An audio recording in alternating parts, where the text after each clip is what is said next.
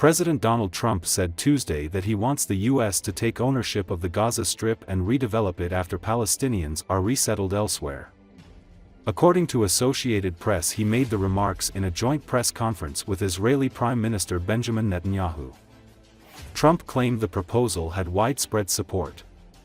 "I can tell you, I spoke to other leaders of countries in the Middle East, and they love the idea," he said. "They say it would really bring stability, and what we need is stability." This first visit of a foreign leader during Trump's second term comes amid lagging support for Netanyahu in Israel. The Israeli Prime Minister faces competing pressure from his right-wing coalition to end a temporary truce in Gaza and from war-weary Israelis who want the remaining hostages home and the 15-month conflict to end. Netanyahu told reporters a lasting peace isn't possible if Hamas is left standing. "Obviously you can't talk about peace either with Hamas or in the Middle East. If this toxic and murderous organization is left standing, any more than you could make peace in Europe after World War II if the Nazi regime was left standing and the Nazi army was left standing." Trump reiterated that he feels Iran cannot have a nuclear weapon and said if they get one, that will be very unfortunate for them.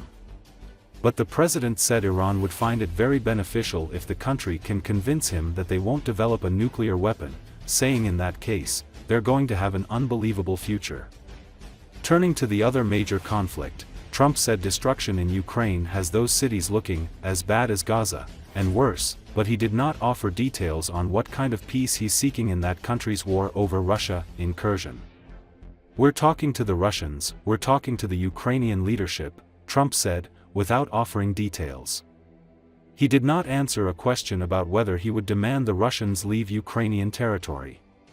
How will you be assured that you will take out all the hostages and then rebuild? We're working very hard to get all the hostages. The word is all, and we are working very hard. So obviously, you can't talk about peace neither with Hamas or in the Middle East if this, toxic, murderous organization is left standing. Any more than you could make peace in Europe after World War II if the Nazi regime was left standing and the Nazi army was left standing. You want a different future? You got to knock out the people who want to destroy you and destroy peace. That's what we're going to do. I think that will also usher in, actually, the peace with Saudi Arabia and with others. And I think there will be others too. Yes, ma'am.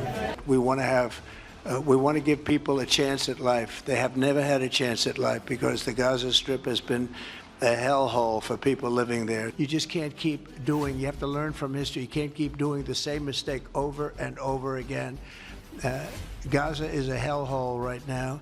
It was before the bombing started, frankly, and we're going to give people a chance to live in a beautiful community that's safe and secure, and I think you're going to see a tremendous outflowing of support. I can tell you, I spoke to other leaders of countries in the Middle East, and they love the idea. They say it would really bring stability, and what we need is stability. Yes, sir. Please. You said earlier today that it was tough for you to implement these sanctions on Iran, but you did indicate that you were willing to negotiate with them. What would that look like, and are you in conversations with them? I really want to see peace, and I hope that we're able to do that. They cannot have a nuclear weapon. It's very simple. I'm not putting restrictions. They cannot have one thing. They cannot have a nuclear weapon. And if I think that they will have a nuclear weapon, despite what I just said, I think that's going to be very unfortunate for them. If, on the other hand, they can convince us that they won't, and I hope they can. It's very easy to do. It's actually very easy to do.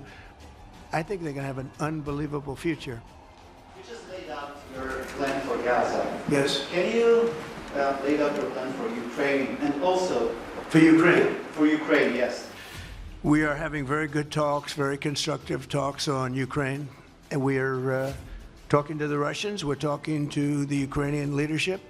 It would have never happened. That would have never happened. It should have never happened. I get reports every week, the number of soldiers, mostly soldiers now. The cities have been largely demolished. You talk about a very sad sight to see. We talk Gaza. Well, many of these cities look as bad as Gaza and worse, what's happened to them.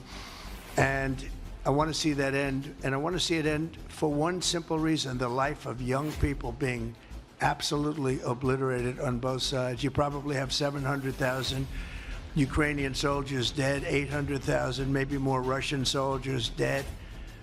It's very flat land, and the only thing that's going to stop a bullet is a human body. In this case, usually soldiers. And the numbers are staggering when you hear the real numbers in Ukraine, what the numbers are. And this doesn't include the cities that have been demolished and all of the people that were killed. So I want to see it stopped. We're having very good talks, and I think we're going to get it. I think something will be, hopefully dramatically, it will rise above everything. You can't let this continue. This is an absolute slaughter that's taking place on the beautiful farmlands of Ukraine, and we have to stop it. We can't let this continue. It is a human tragedy, and we're going to try very hard to stop it.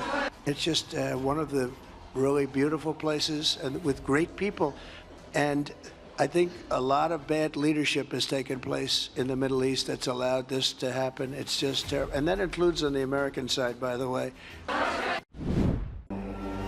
The Western Air Command of the Ukrainian Armed Forces has released footage of the Iris-T SLM anti-aircraft missile system, which was provided to Ukraine by Germany as part of military assistance, being used in combat. Using this weapon, fighters intercepted some of the airstrikes of the occupying Russian army on Ukrainian territory, destroying 20 cruise missiles and 77 Shahid drones in January. The Iris-T SLM is the medium-range version of the Iris-T SL air defense missile system designed and produced by the German company Diehl Defense. The system provides comprehensive 360-degree protection against aircraft, helicopters, cruise missiles, and guided weapons.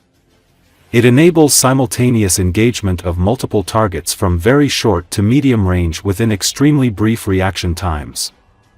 Different multifunction radar systems can be integrated into the Iris-T SLM air defense system. Iris-T SLM is suited for both mobile and stationary deployment. A battery of Iris-T SLM includes 3 truck-mounted launcher trucks, a multifunctional radar for target detection and tracking, and a command post truck.